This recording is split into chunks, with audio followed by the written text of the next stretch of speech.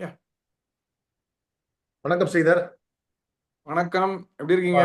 நல்லா இருக்கேன். இப்போ இந்த சிஎஸ்கே வர்சஸ் ஆர்ஆர் அதான் ரிவ்யூ பண்ணலான்னு. மேட்ச் நம்பர் 11 ம். கவுஹாத்தியில். ஓகே. ஒப்பீனியன் என்ன? Opinion I feel CSK will pull one back today and they will win. Is okay. What my gut feeling. ம். அண்ட் அவங்க வந்து ஒவ்வொரு சேஞ்ச் பண்ணுவாங்க டெஃபினட்டா. என்ன சேஞ்ச்? அது வந்து மோஸ்ட்லி வந்து சாம் கரன் ஆட மாட்டாரு. ம். அப்படிதான் நான் நினைக்கிறேன். பதிலா அவர் ஆடாம இருந்தானாக்கா இவரை கான்வே தான் வரணும். கான்வே. கான்வே வரணும். பட் இன்னொன்னும் பிச்சு ஸ்லோவா இருக்கிறதுனால திருப்பி எல்லிஸை கொண்டு வரதுக்கு வாய்ப்பு இருக்கா இவருக்கு பதிலா? அதான் I was about to tell. இந்த விக்கெட்டை பார்த்துட்டு தான் டீம் எடுப்பாங்க. ஸ்ட்ரெயிட்டு ரீப்ளேஸ்மெண்ட் இதுதான் பண்ணுவாங்க. இன்னொன்று என்ன பண்ணுவாங்க, ஸ்ட்ரெயிட் ரீப்ளேஸ்மெண்ட்னாக்க ஹூடாவை ட்ராப் பண்ணிட்டு விஜய் சங்கர் ஆடுறதுக்கு சான்ஸ் இருக்கு. ஓகே. ஓகே. அப்புறமா பேட்டிங் ஆர்டரில் வந்து கான்வே வந்தாருனாக்க Rutu will bat at the top with Conway. Number 3 வந்து ரச்சின். நம்பர் 4 திரிபாதி. அப்படி வந்தானாக்கா திரிபாதி ஆல்சோ நல்லா அடிப்பாரு. ஸோ அப்படி வந்துடும். எனக்கு இன்னொரு சொல்லணும்னு நினைச்சேன் நான். இப்போ ஹூடாவை டிராப் பண்ணிட்டு தூபேவை 11 எடுத்துட்டு இம்பாக்ட் பிளேயரா உள்ளுக்குள்ள நாதன் எல்லிஸையோ பத்திரனாவோ வச்சுட்டு விக்கெட் எப்படி ஆடுறதோ பார்த்துட்டு அந்த ஃபோர்த் ஃபாரின் பாலர் உள்ள இருக்கிறது பெட்டரா இருக்காது? ஏன்னா அது இம்பாக்ட் பிளேயரா உள்ள இருக்கணும்னு வச்சுக்கோங்க, அந்த ஒரு பிரச்சனை இருக்குல்ல. இப்போ அதுதான் கோயிங் ஃபார்வர்ட் த வே ஃபார்வர்ட் ஆக்சுவலி. அதான் அப்பதான் you hold your SS actually. இப்போ அப்படி அதுதான் ரைட் திங்கிங் ஆக்சுவலி. நீங்க பாத்தீங்கன்னாக்கா depending on that you can play the fast bowler. ஆமா. அது நல்லா இருக்கும். எல்லிஸ் வந்து இவங்க என்ன பாருங்க, மேட்ச் இது டோர்னமெண்ட் ப்ரோக்ரஸ் ஆக is a very big ace இந்த சிஎஸ்கே ஸ்லீவ். அவரை மாதிரி ஒரு அப்சல்யூட்லி போடுறதுக்கு அடிக்கச்ச போடுறதுக்கெல்லாம் ஆள் கிடையாது. அவரை கரெக்டா பிக் பண்ணிருக்காங்க ஆப்ஷன்ல. அந்த கான்பிடன்ஸோட அவரை ஃபுல்லா ஆட வைக்கணும். ஆட வைக்கணும்னா என்ன, ஹார்சஸ் ஃபார் கோர்சஸ் தான். விக்கெட் எப்படி போறது, ஃபர்ஸ்ட் இன்னிங்ஸ் எவ்வளவு ஸ்கோர் அடிக்கிறாங்க, யார் ஆடுறாங்க, என்ன பண்றாங்கன்னு பார்த்துன்னு பண்ணணும். அது அதுக்கு தான் உள்ள இம்பாக்ட் பிளேயர் எப்பவுமே எனக்கு வந்து தெரிஞ்சு 3 ஃபாரின் பிளேயர் தான் இருக்கணும் 11ல. உள்ள வச்சுக்கணும் 2 ஃபாரின் பிளேயரை. பேட்ஸ்மேனா இருக்கலாம் இல்ல பவுலரா இருக்கலாம். அதுக்கேற்ற மாதிரி அவங்க உள்ள வச்சுட்டு தான் ஆடணும். அதுதான். ஆமா. அவங்க they can make a big impact. They can make a bigger impact ஆமா. than other players. இது வந்து நம்ம ஆப்ஷன் ரிவ்யூ போதே நான் சொல்லிட்டேன் அதை பத்தி. ஆமா. ஸோ அதுதான் நல்லது. அதை இம்ப்ளிமெண்ட் பண்ணது வந்து ஆஷிஷ் நேரா பண்ணாரு முதல்லயே. நான் சொல்றேன் டைம் அண்ட் அகைன். ஆமா. Noor and David Miller they use to play. அது சரி. ஸோ இல்ல இன்னொரு ஆப்ஷனும் நான் வந்து யாருமே யூஸ் பண்றது இல்ல. அது என்னன்னா, அன்னைக்கு சஞ்சு சாம்சன் அவுட் ஆனோன்னு சுபம் துபே 2வது பேட்டர் இறக்குறாங்க இம்பாக்ட் சப்ஸ்டியூட்டா. அதே மாதிரி 2 பவுலர் இறக்கலாங்கிறேன் நான். ஒரு பவுலர் 4 ஓவர்ஸ் நல்லா போடுறாருன்னா, கலீல் அஹ்மத் நல்லா போடுறாரா, 4 ஓவர்ஸ் போட்டு முடிச்சிரு, உள்ள அமிச்சிரு, இம்பாக்ட் சப்ஸ்டியூட் மாத்திரு, வேற பவுலர் கொண்டு வந்துரு. அப்படி பண்ணலாம்ல. அப்ப இன்னும் ஆகும். So seal the game. See, அது Imran Khan used to say seal the game. ஆமா. சோ அது என்ன பண்ணுவாங்க, Imran Khan used to tell the bowlers. எந்த டீம்லயும் அது பார்க்கல நான். அது ஏன் இம்ரான் கான் பண்ண மாட்டேங்கிறாங்கன்னு தெரியல. அதுக்கேற்ற மாதிரி இவங்க 11 வச்சுக்கலாம். சும்மா ஷேக் ரஷீத் வச்சுக்கிறாங்க. ஷேக் ரஷீத் ஆடவே போறது இல்ல. எதுக்கு இம்பாக்ட் சப்ஸ்டியூட் அந்த லிஸ்ட்ல வைக்கிறாங்கன்னு எனக்கு புரியல. இது மாதிரிலாம் எனக்கு இதெல்லாம் பார்த்தேன்னு வச்சுங்களேன், அப்படியே கொதிக்குது. என்ன திங்க் பண்றாங்க, வின் பண்ண வெறி வேண்டாமா? என்ன ஏதோ எப்ப சப்பையா ஒரு டீம் எடுக்கிறாங்க, ஒரு லிஸ்ட போடுறாங்க. புரியுது உங்களோட ஃப்ரஸ்ட்ரேஷன் புரியுது. இப்போ நம்ம என்ன பண்ணிட்டாங்க, ஃபேன் பேஸ் வந்து வெறியேற்றி விட்டாங்க. முன்னெல்லாம் இந்தியா மேட்ச் நடந்து இந்தியா ஜெயிச்சு பார்ப்போம், ஓரளவுக்கு கிரிக்கெட் தெரிஞ்சவங்க பார்ப்பாங்க. இப்போ என்ன போச்சு, லோக்கல் ஃபேன்ஸ் கிரிக்கெட் தெரியுதோ தெரியலையோ ஒரு இருக்கு. இப்போ அஜித் விஜய் மாதிரி ஆர்சிபி ஃபேன்ஸ் சிஎஸ்கே ஃபேன்ஸ் ஆயிடுச்சு. அவங்க ஈஸியா ஆட்டு போயிடுறாங்க, கஷ்டப்படுறாங்க. ஹோம் கிரவுண்ட்ல வந்து அவங்க அடிச்சுட்டு போனாங்கன்னா அது எப்படி பொறுத்துக்கிறது, அதெல்லாம் புரிய மாட்டேங்குது. அதெல்லாம் இதெல்லாம் திஸ் இஸ் வை ஐ சே 2 மாசம் திருவிழான்னு நான் சொல்லுவேன். இருந்தாலும் இல்ல மேனேஜ்மெண்ட், அந்த மேனேஜ்மெண்ட்டுக்கு வந்து கொஞ்சம் ரெஸ்பான்சிபிலிட்டி இருக்குன்னு நான் சொல்ல வரேன். அதாவது ஃபேன் பேஸ் அது கரெக்ட். அது அது என்னன்னா உள்ள இன்டென்சிட்டி எப்படி இருக்குன்னு தெரியாது. வெளில maybe they are not telling, we don't know. But the thing is சிலதெல்லாம் நம்ம அவுட் ரைடா பார்க்கும்போது தெரியுது தப்புன்னு. அவங்களுக்கு ஏன் தெரிய மாட்டேங்கிறது எனக்கு தெரியல ஆக்சுவலி. அதுதான் மெயின். டிவி சேனல்ஸ் வேற மோத விடுறாங்க, இவனுக்கு அவனுக்கும் கோலி வர்சஸ் தோனி, அந்த ரைவல்ரி இந்த ரைவல்ரின்னு அதெல்லாம் டிஆர்பி தானே, ஏத்தி அதான் விடுறாங்க. டிஆர்பி. இல்ல ஆமா, ஜனங்களுக்கு அது கிரிக்கெட்ல கொஞ்சம் ரொம்ப லேட்டா பார்க்க வந்தவங்களுக்கு, ஐபிஎல் வந்தப்புறம் கரெக்ட் பார்க்கறவங்களுக்கு அந்த விஷயம் கரெக்ட். புரிய மாட்டேங்குது இல்லையா? ஆமா ஆமா அது அது அது அதுக்கு ரெஸ்பான்சிபிலிட்டி இருக்குன்னு சொல்ல வரேன் நான். ஆமா ஆமா. ஸோ அதுதான். ஸோ மேட்ச் முடிஞ்ச உடனே ஈஸியா கடந்து போக முடியாது மேனேஜ்மெண்டால. அதாவது நான் சொல்றது cricketing management, not the ownership management. Correct cricketing correct correct correct. Chief coach, bowling coach, batting coach, fielding கோச்லாம் இருக்காங்க இல்லையா? அன்னைக்கு ஆமா, ஃபீல்டிங் கோச் வந்து 4 கேட்ச் வெண்ண கையா விடுறாங்க. அவங்க என்ன என்ன ரெஸ்பான்சிபிலிட்டி எடுத்துக்கிறாருன்னு தெரியல எனக்கு. அடுத்த மேட்ச்ல இம்ப்ரூவ் பண்ணி காமிக்கணும் இல்ல, அதனால போச்சு. இம்ப்ரூவ் பண்றதுன்னா என்னன்னா, பிளேயர்ஸ் கரெக்டாக கேட்ச் பிடிக்கணும். இல்ல இவங்கள கரெக்டா டீம் முன்னாடியே வர சொல்லணும். யார் கேட்ச் பிடிக்க தெரியாதவங்களாம் கேட்ச் பிடிக்க கூட கொடுக்கணும். இல்லைன்னா உனக்கு கேட்ச் எல்லாம் இன்னும் லெவன்லயே எடுக்க மாட்டேன்னு சொல்லணும். பெயின்லைஸாவது பண்ணணும்.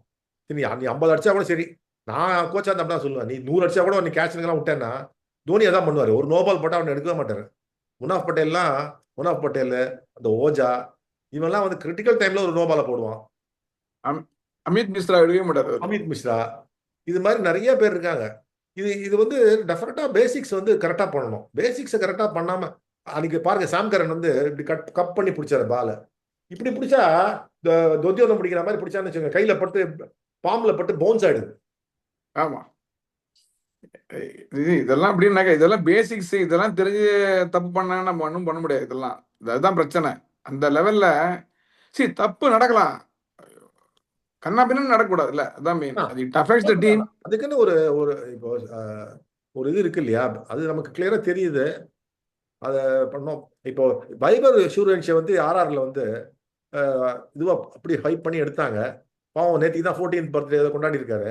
அவருக்கு ஒரு சான்ஸ் கொடுக்குறேன். ஏன்னா இன்னைக்கு ஆடுவார்னு நினைக்கிறேன், எனக்கு என்ன தோணுது. ஆமா, அவங்களும் போல்டா ஆடலாம். ஆமா, இன்னைக்கு ஆடுவார் நினைக்கிறேன். எனக்கு என்ன இவங்க வந்து ஃபர்ஸ்ட் பேட்டிங் ஆடுவாங்க சிஎஸ்கே. அதே மாதிரி ஆர்ச்சரி டிராப் பண்ணிட்டு அந்த மாப்பாக்காவை எடுக்கலாம். ஆமா, அது they will think, but I doubt sir. அவங்க சிஎஸ்கே மேனேஜ்மெண்ட் மட்டும் தான் ஆர்ஆரும் ஆக்சுவலா தெரியும்ல, மோர் ஆர் லெஸ். கரெக்ட். அதே மாதிரி தான் ஆடுவாங்க, அதே 10 பிளேட் தான் வச்சுப்பாங்க. If you even if you look at last season and all, they never change the team. Very few changes they make. அவங்க மொத்தமாவே நம்பர் ஆஃப் பிளேயர்ஸ் ரொம்ப கம்மியா தான் இருக்காங்க. கம்மியா எடுத்து அது. ஆமா, Sangakkara also he was like that only. ஒரு செட் பண்ணிட்டு ஒரு 14னா இந்த 14 உள்ள தான் ஆடுவாங்க என்டையர் சீசன். அது மாதிரி மாற்ற மாட்டாங்க. But they encourage lot of youngsters. அது ஒன்று யூ ஹேவ் டு அப்ரிஷியேட் ஆர்ஆர்ல. பும்ராவே அங்கே தானே வந்தாரு.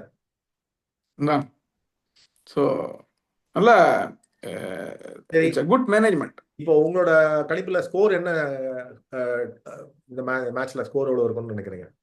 இந்த விக்கெட் கொஞ்சம் டர்னிங் விக்கெட்டாக இருக்கும். ஃபர்ஸ்ட் பேட்டிங் ஆடுற டீமுக்கு chance Jadeja will come good today, I think so.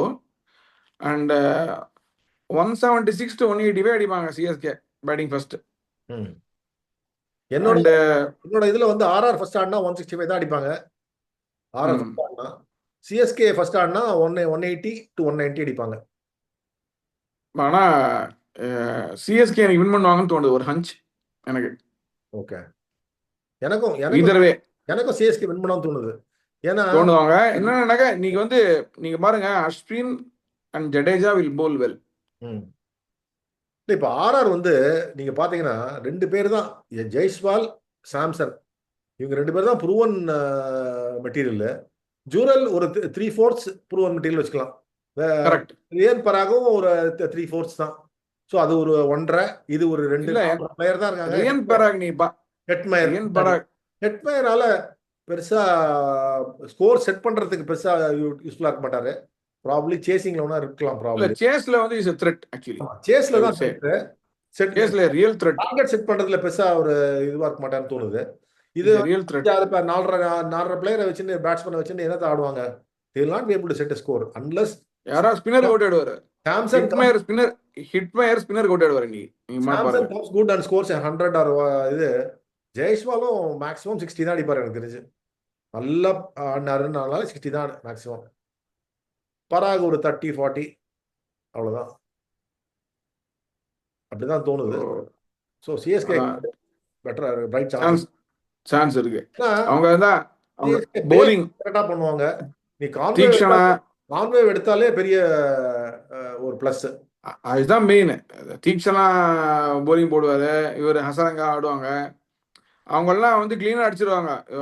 சிவம் துபே ஹசரங்கெல்லாம் தூக்கி போட்டா அடிச்சிருவாரு, வெளில போயிடும். ஸோ ரெண்டு ஸ்பின்னரையும் அடிச்சிருவாரு. ஸோ ஃபெயிலான பேட்ஸ்மேன்லாம் இன்னைக்கு வந்துருவாங்க ஃபார்ம்ல எனக்கு தெரிஞ்சு இந்த போலிங்க்கு. தேஷ்பாண்டே விக்கெட் எடுப்பாரு நினைக்கிறேன். தேஷ்பாண்டே, ஆனா தேஷ்பாண்டே லாஸ்ட் டைம் பாத்தீங்கன்னா அவர் 15th ஓவர் விடுறாங்க, அது வரைக்கும் கொண்டு வரவே இல்லை. பவர் பிளேல வந்து அவ்வளவு விக்கெட் எடுக்கிற என்ஃபோர்ஸருங்கிறாங்க. என்ன பண்ணாங்கன்னு அது இப்ப பராக் கேப்டன்சி, அத்தனைக்கும் ஹோம் கிரவுண்ட் அவனுக்கு என்ன அதான் அன்னைக்கே சொன்னேன், is having is pressure of the captaincy and also என்னன்னு தெரியல, அவ்வளோ நம்பர் 3லாம் ஆடுற அளவுக்குலாம் அவர் வந்து ஃபுல்லாக இன்னிங்ஸ்லாம் ஆட மாட்டார். இப்ப ராகுல் டிராவிட் சொல்லியிருக்காரு, we have to give lot of balls to Parag, one down தாங்கிறாரு அவருக்கு இந்த மேட்ச்ல. அதான் they will insist. அது வந்து ஆப்போனண்ட்டுக்கு நல்லது, அவ்வளோதான். ஜுரல் எவ்வளவு பின்னாடி தள்ளுறாங்களோ, ஆமா பின்னாடி தள்ளுறாங்க, ஜுரலையும் பின்னாடி இல்ல, தள்ளுறாங்க. எனக்கு புரியவே இல்லை. கிளீனா உங்க பார்த்தாலே தெரியுது ஜுரல் எப்படி எவ்வளோ ஆடுறாரு, கிளாஸ் அப்பார்ட். ஆமா, என்ன I don't know, I mean anyway, I mean, what they see, we don't know what they see internally, but what we see in the TV is what we are commenting on the scores. That's about it. And how he plays all round the wicket, Jurel, and how much time he has to play spin, fast, medium pace, everything. And also he's stitching an innings. So, I mean, you have to look at the poise with which he plays. I don't know. நம்ம பார்லன்ஸ்ல வந்து ஒரு cricketer அப்படின்னு சொன்னாலே அது defines everything. ஆமா ஒத்துனாலே அது defines everything. ஆமா ஒத்துட்டு இருக்கும் ஜுரேல். ஆமா. Hope for the best actually for CSK today, because they were totally down and outplayed by RCB the other day, and we have to give credit to RCB on that day. But today I think they should do well, and